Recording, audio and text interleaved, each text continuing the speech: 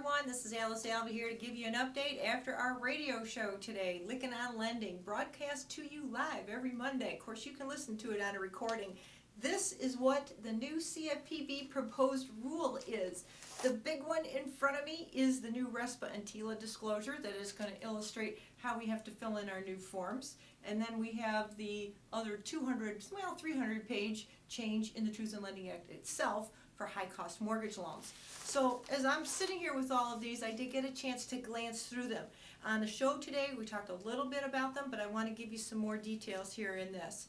Here are a couple important things I picked up on already.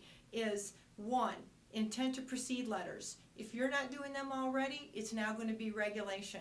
I know we've had some shops that say, well, I'm just going to assume the borrower is always intending to proceed and then I don't need a letter.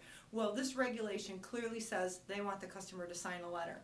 Some of the other things I noticed as you're going through all this, it's got pages and pages of descriptions about the forms, and as you look real deep into the definitions, it talks about an application and the definition of an application.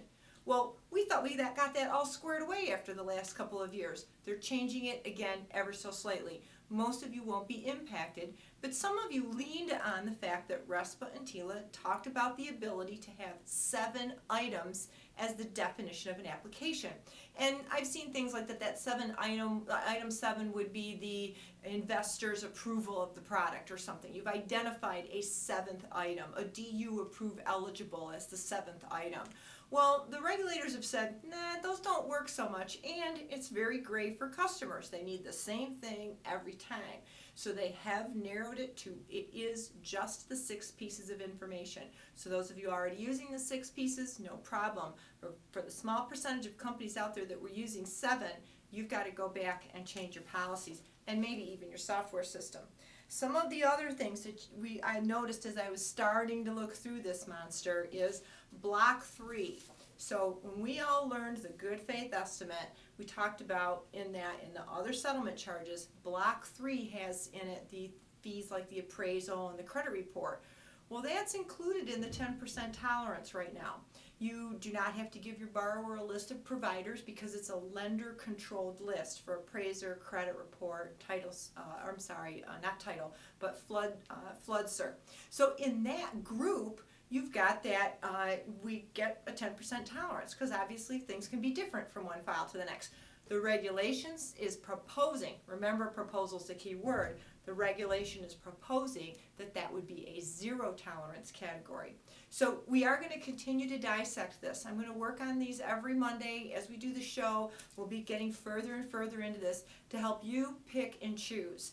If you didn't get a chance to listen to the show, I want to tell you that we have got to get your comments on this. Comment in little pieces. It's too overwhelming to comment on the whole thing.